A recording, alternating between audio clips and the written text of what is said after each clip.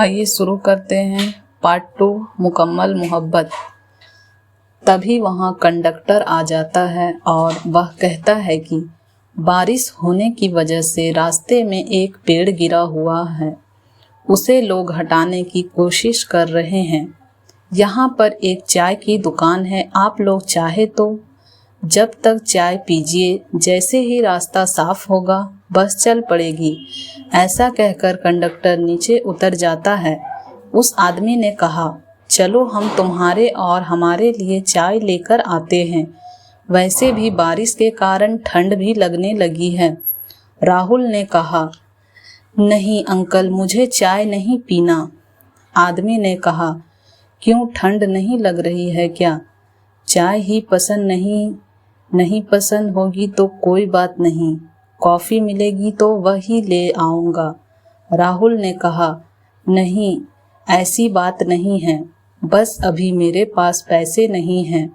उस आदमी ने कहा, क्या तुम मुझे अपना नहीं मान रहे हो क्या, जो ऐसी बात कर रहे हो, या फिर तुम्हें मुझ पर भरोसा नहीं हो रहा है? ऐसा कहकर वह राहुल की तरफ देखने लगा। फिर उसने कहा, ऐसी बात नहीं है। उस आदमी ने कहा, तो कैसी बात है?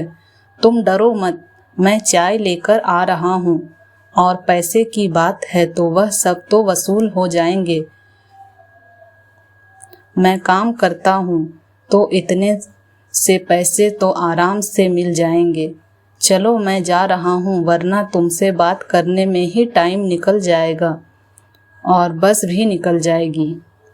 वह आदमी नीचे उतर जाता है और राहुल उसे देखने लगता है।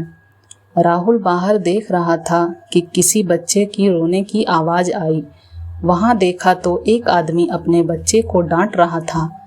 मना किया है ना मैंने कि किसी और की दी हुई चीज़ें नहीं खानी हैं, फिर तुमने क्यों खा लिया किसी और का दिया हुआ चॉकलेट? वह बच्चा रोते ही रहता है। फिर उसके पापा उसे समझाते हैं, बेटा किसी की दी हुई चीज़ें नहीं लेते, मैंने तुम्हें कितनी बार समझाया है, लेकिन तुम आगे से ऐसा नहीं करना। उस बच्चे के चेहरे पर मुस्कान आ जाती है और राहुल की आंखें फिर नम हो जाती है और उसे ऐसा लग रहा था मानो कि बचपन की कहानी उसके सामने चल रही हो।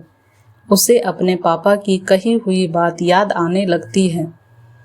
वह बहुत छोटा था, करीब 8-9 साल का, और कैसे उसके पापा ने उसे डांटा था जब वह लोग घूमने गए थे और एक आदमी ने उसे कुछ खाने को दिया था।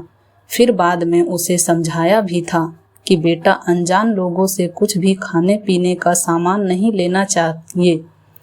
तुम कितने भी बड़े हो जाओ, उन पर आंख बंद करके भरोसा कभी मत करना, यह बात हमेशा याद रखना।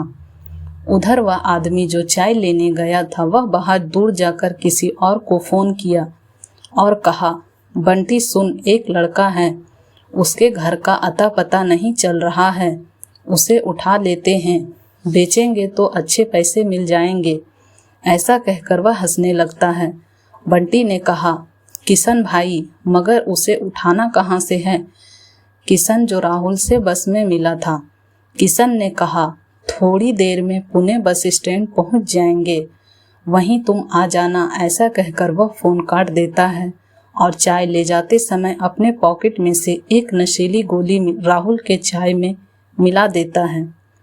चाय लेकर वह राहुल के पास जाता है। राहुल को कहता है, बेटा यह चाय पियो। राहुल ने कहा, थैंक यू अंकल, आपने मेरे बारे में इतना सोचा, लेकिन मेरा मन नहीं है। किशन ने कहा, चाय पी लो, तुमको ठीक भी लगेगा, और देखो बाहर बारिश भी हो रही है, ठंड लग रही होगी, इसलिए चाय पी लो। इतने जिद करने के कारण राहुल मान जाता है, लेकिन उसे उसके पापा की कही हुई बात याद आ रही थी, इसलिए उसका मन भी नहीं होता। राहुल चाय पीने वाला था कि एक बुजुर्ग व्यक्ति उसके पास आकर कहता है, बेटा यह चाय मुझे दे दो, मुझे बहुत ठंड लग रही है। राहुल के कुछ कहने से पहले ही किशन ने कहा, काका यहाँ से जाओ, राहुल ने कहा, अंकल मुझसे ज़्यादा चाय की इनको ज़रूरत है और मेरा तो मन भी नहीं कर रहा है। राहुल उस बुजुर्ग व्यक्ति को चाय दे देता है। किशन ने राहुल से थोड़ा गुस्से में कहा, यह क्या किया तुमने, उसे क्यों दे दी चाय? राहुल को किशन का ऐसा करना थोड़ा अजीब लगता है। किशन ने सोचा, अगर इसे मेरे ऊपर जरा भी शक हो जाता है तो यह भाग जाएगा। फिर किशन ने कहा, मेरा मतलब यह था कि ऐसे लोग बस में होते ही हैं, हम देखे नहीं कि मांगने आ जाते हैं। राहुल ने कहा, अंकल उस बुजुर्ग व्यक्ति को ज़्यादा ज़रूरत थी, इसलिए मैंने उन्हें दे दिया। किशन अपने गुस्से को शांत करते हुए, अच्छा चलो ठीक है, कोई बात नहीं। राहुल जी चुप होकर बाहर देखने लगा। किशन भी अपने फ़ोन में किसी को मैसेज करता है, बंटी तुम अपने साथ 4-5 आदमियों को लेते आना। उस लड़के ने चाय नहीं पी है। थोड़ी देर बाद बस चलने लगी। आधे घंटे बस चलने के बाद बस रुक जाती है। बारिश अभी भी बहुत तेज थी, जिसकी वजह से सभी यात्री बस में बैठे हुए थे। तभी किशन ने राहुल से कहा, बेटा तुम कहाँ जाओगे? राहुल के मन में यही सवाल था कि उसे अब जाना कहाँ है। फिर वह आदमी बोलता है, बेटा तुम रुको, थोड़ी देर में अभी आता हूँ। किशन बंटी को फ़ोन करता है, बंटी तुम पहुँचे कि नहीं? तभी पीछे से बंटी की आवाज़ आती है, किशन भाई मैं आ गया। तुम अकेले क्यों आए हो? मेरा मैसेज नहीं देखा क्या? बंटी ने कहा, नहीं मैंने नहीं देखा मैसेज। उस लड़के ने चाय नहीं पी थी, उसके लिए हमें और आदमियों की ज़रूरत पड़ेगी। बंटी ने कहा, ठीक है मैं यहाँ अपने आदमियों को फ़ोन करके बुलाता हूँ, तब तक आप उस लड़के को रोक कर रखो। आदमी राहुल के पास जाता है और कहता है, बेटा चलो तुम हमारे साथ। तुम इस अनजान शहर में किसके पास जाओगे? तुम्हारे पैर में भी चोट लगी है। राहुल ने कहा, नहीं अंकल आप परेशान मत हो, मैं कहीं भी चला जाऊंगा। तुम्हारे पास तो पैसे भी नहीं हैं, तुम किधर जाओगे? राहुल सोचता है कि बात तो सही है। फिर वह फाइल लेकर उनके साथ चलने लगता है। बस स्टैंड से बाहर निकलने के बाद किशन राहुल को कहता है, तुम ज़रा यहाँ पर रुको, मैं एक काम करके आता हूँ। किशन बंटी से मिलने चला जाता है। राहुल किशन को देखता है, वह किसी से बात कर रहा होता है। राहुल को थोड़ा सा अजीब लगता है, इसलिए वह वहाँ से जाने लगता है। तभी वह एक आदमी से टकरा जाता है और उसकी फाइल नीचे गिर जाती है। वह फाइल उठाकर जाने लगता है। तभी वहाँ चिल्लाने की आवाज़ आती है, चोर चोर पकड़ो उसे, वह मेरा बैग लेकर भाग रहा है। एक बुजुर्ग आदमी चिल्ला रहा था। राहुल ने चोर को पैर मारकर गिरा दिया और उससे बैग छीन लेता है।